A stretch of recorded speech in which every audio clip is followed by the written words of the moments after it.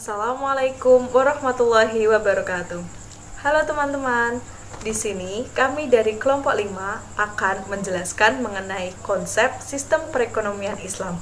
Sebelumnya, saya akan memperkenalkan anggota dari kelompok 5. Yang pertama, Agni Sekar Purikusuma, NIM 205221127. Yang kedua, saya sendiri, Intan Rida Fatika, NIM 205221129. Yang ketiga, Viera Nugraheni, NIM 205221130. Dan yang terakhir, Tiara Reza Amelia, NIM 205221151. Baik, langsung saja ke materi yang pertama, yaitu definisi sistem ekonomi. Menurut Kamus Besar Bahasa Indonesia, ekonomi merupakan ilmu mengenai pengelolaan produksi, distribusi, dan konsumsi, serta kekayaan ekonomi. Sedangkan secara umum, sistem ekonomi merupakan suatu aturan yang mengaplikasikan berbagai kegiatan ekonomi yang dilakukan oleh manusia, namun tetap berpedoman pada Al-Quran dan As-Sunnah dalam memenuhi kebutuhannya. Yang selanjutnya, definisi ekonomi Islam menurut para ahli. Yang pertama, menurut Hasanuzzaman, ekonomi Islam merupakan ilmu dan aplikasi hukum syariah untuk mencegah terjadinya ketidakadilan atas pemanfaatan dan pembuangan sumber-sumber material dengan tujuan untuk memperhatikan kepuasan manusia serta untuk melakukan kewajibannya kepada Allah Subhanahu wa taala dan masyarakat.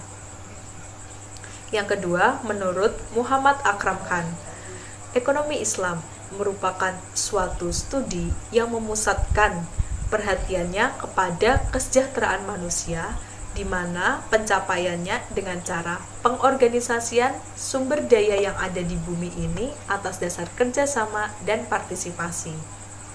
Sedangkan yang ketiga, menurut Syed Nawab Haidar Naqvi, ekonomi Islam merupakan studi mengenai representasi perilaku muslim dalam masyarakat muslim tertentu. Yang selanjutnya yaitu mengenai ruang lingkup ekonomi Islam. Para ahli ekonom mengatakan bahwa ruang lingkup ekonomi Islam hanya sebatas masyarakat muslim dengan negara Islam itu sendiri. Adapun ruang lingkup ekonomi Islam yang pertama yaitu menurut aspek keuangan. Terdapat obligasi, pasar modal, reksadana syariah, sertifikasi Bank Indonesia Syariah, pembiayaan multijasa, card, pembiayaan rekening koran syariah, dana pensiun syariah, serta akuntansi syariah. Sedangkan menurut aspek ekonomi, terdapat bai, akad-akad jual beli, syirkah, mudarobah, murabahah, muzaroah, musakoh, kiar, istisna, ijaroh, kafalah, hawalah, ran, wadiah, ghasb, itlaf, wakalah, sulhu, pelepasan hak, serta ta'min. Sedangkan menurut aspek sosial terdapat zakat, wakaf, hibah, sodakoh, dan qard al-hasan. Baik, saya akan melanjutkan penjelasan dari Mbak Intan. Penjelasan selanjutnya adalah karakteristik ekonomi Islam.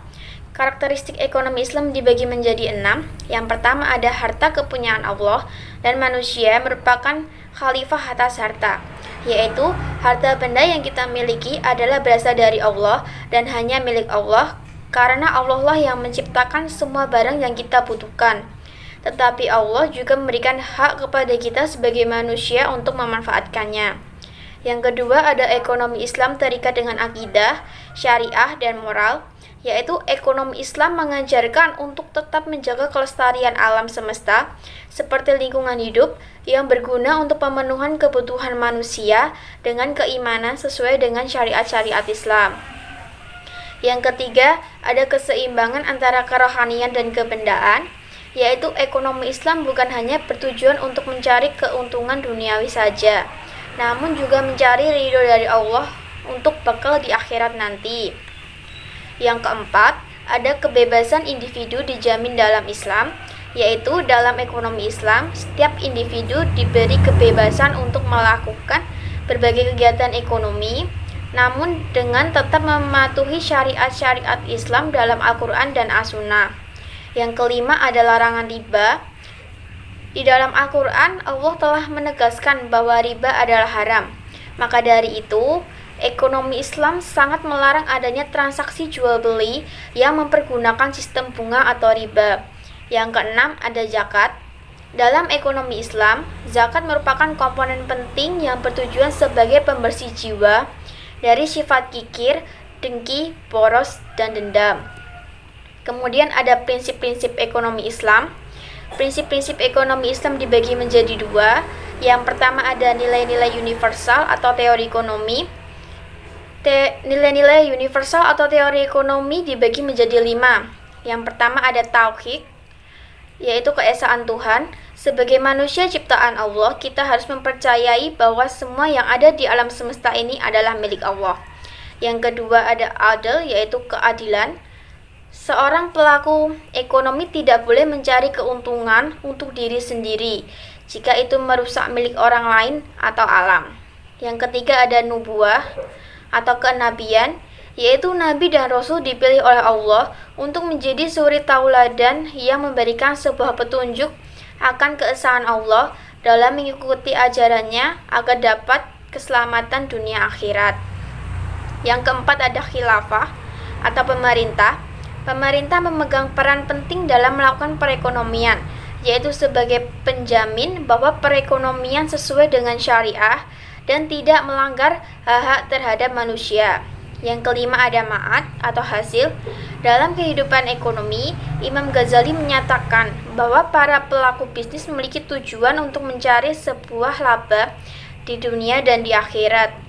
Penjelasan selanjutnya akan dilanjutkan oleh Mbak Sekar. Baik, di sini saya akan melanjutkan penjelasan dari Mbak Tiara, yaitu mengenai prinsip ekonomi Islam yang kedua atau prinsip beratif, dan sering juga disebut dengan ciri-ciri ekonomi Islam.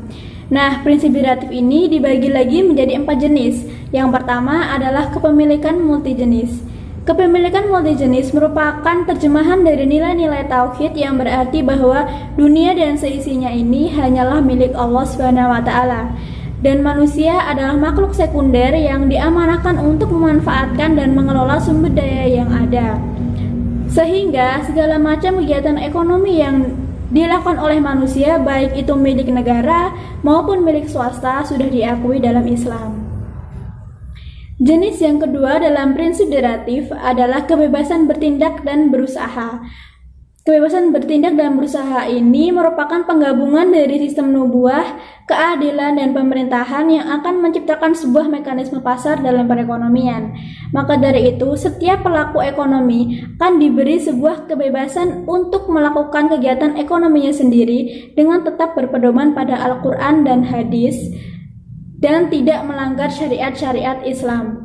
Tetapi mereka juga diberi kebebasan untuk melakukan kegiatan ekonominya sendiri dengan menciptakan sebuah mekanisme pasar yang sehat tanpa adanya riba ataupun tanpa adanya hal-hal yang merugikan orang lain.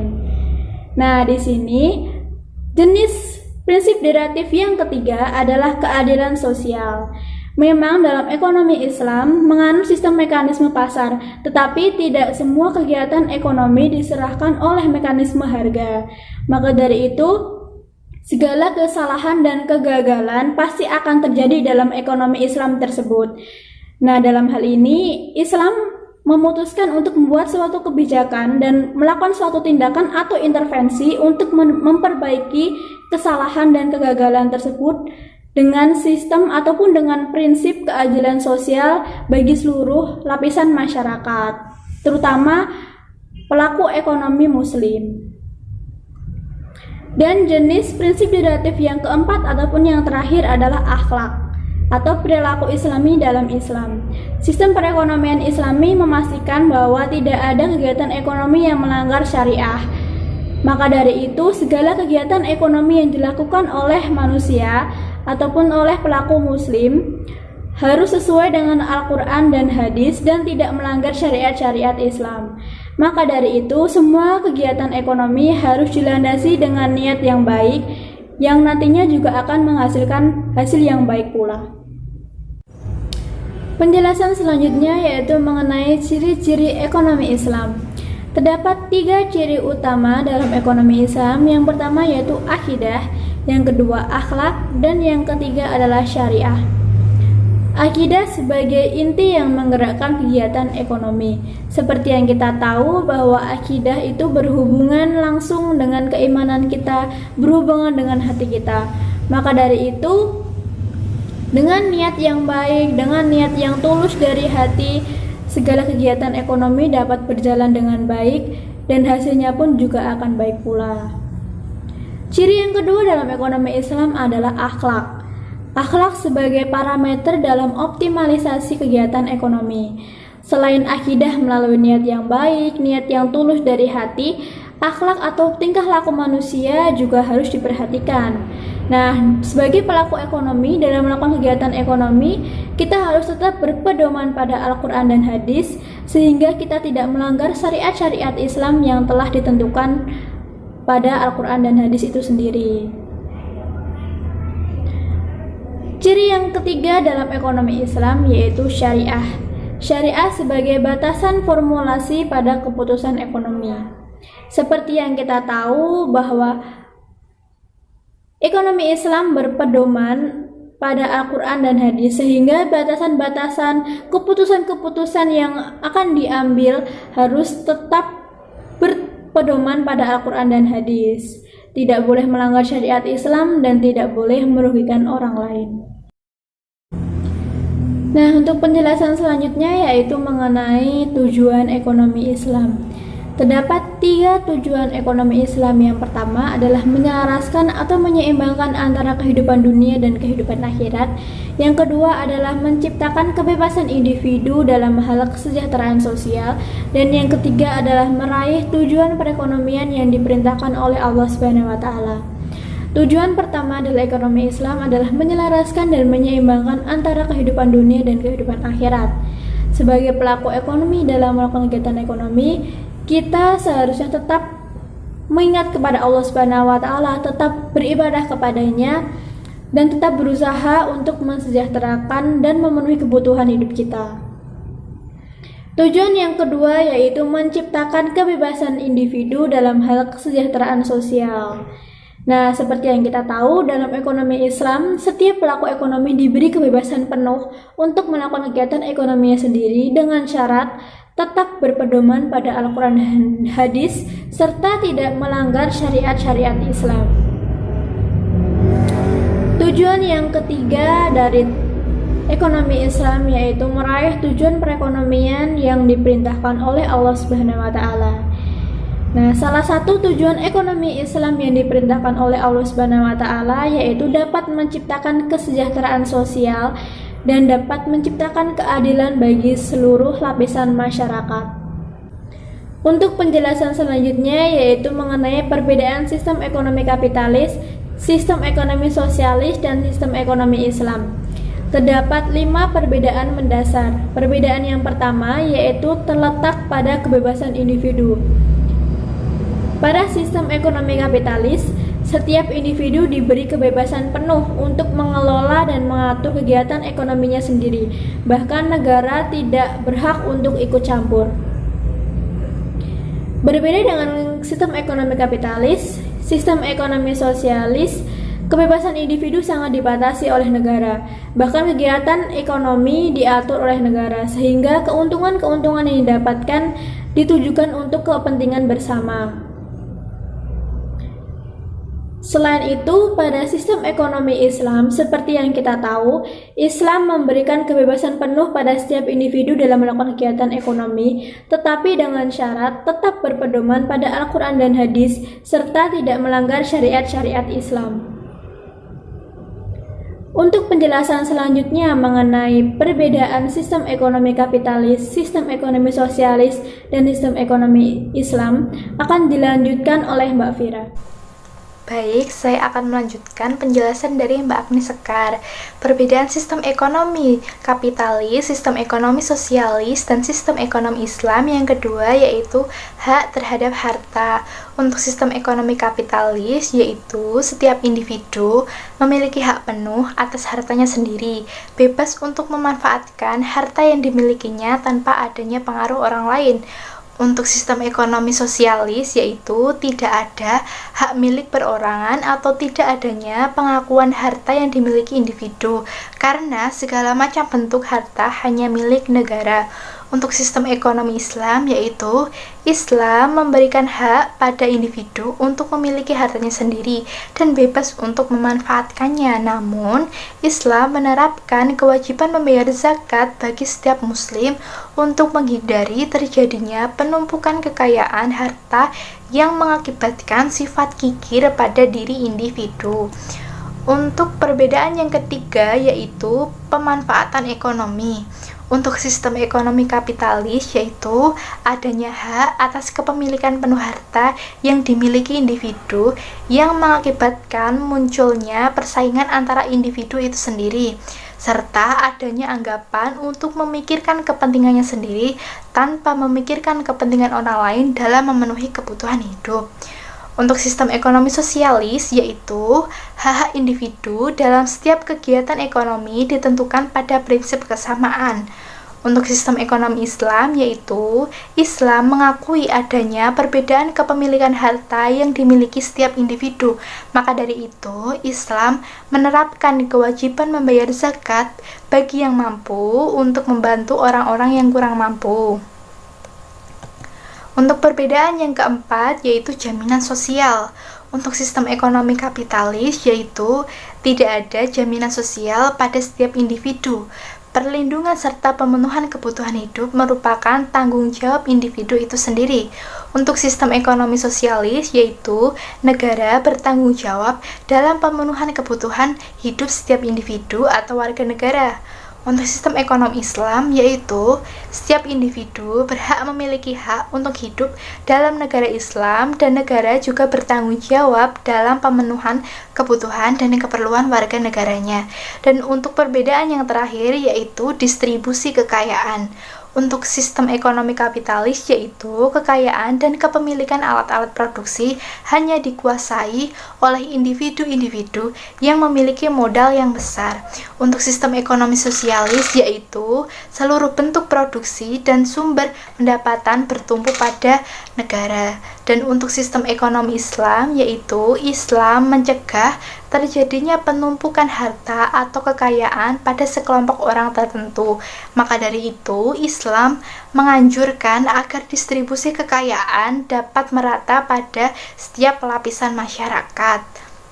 Untuk penjelasan yang selanjutnya akan dijelaskan oleh Mbak Intan. Adapun yang selanjutnya yaitu mengenai negara-negara yang sudah menganut sistem ekonomi Islam. Pertama, Arab Saudi, kedua, Malaysia, ketiga, Uni Emirat Arab, keempat, Kuwait, kelima, Qatar, keenam, Turki, ketujuh, Indonesia, kedelapan, Bahrain, dan yang kesembilan, Pakistan. Baik teman-teman, itu tadi penjelasan dari kelompok kami, dari kelompok 5. Apabila terdapat kesalahan dalam ucapan serta dalam penyampaian materi, kami memohon maaf yang sebesar-besarnya. Dari kami cukup sekian. Wabillahi taufiq wal hidayah, waridha wal inayah. Wassalamualaikum warahmatullahi wabarakatuh.